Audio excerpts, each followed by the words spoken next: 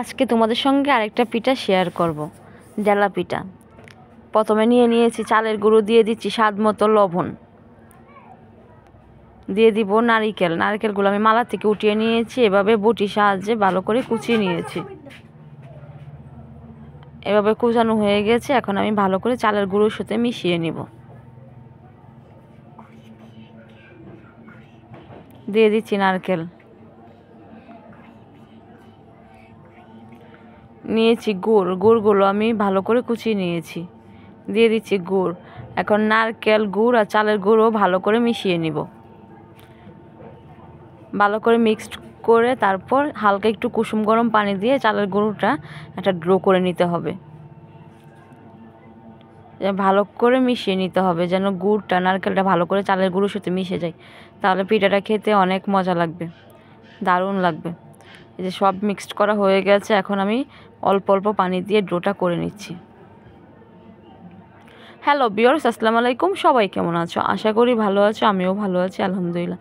বন্ধুরা, তোমরা পুরো ভিডিওটা দেখবে শেষ অবধি। যদি ভালো লাগে লাইক, কমেন্ট, শেয়ার করো।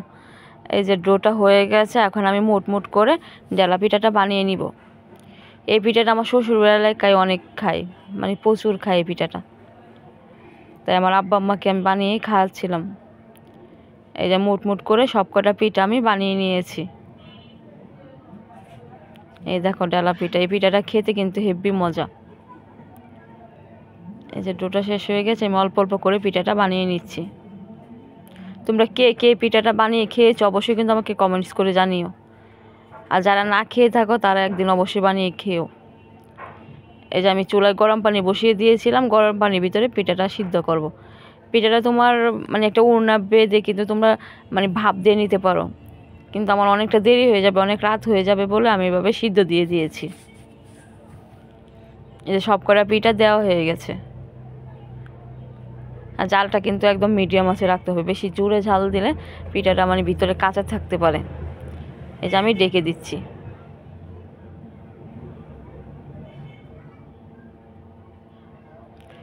আজকে আমি রাত করে পিঠাটা বানাচ্ছি। পিঠাটা রাতে বানাতে হয়, সকালবেলা খেলে মানে ভালো লাগে।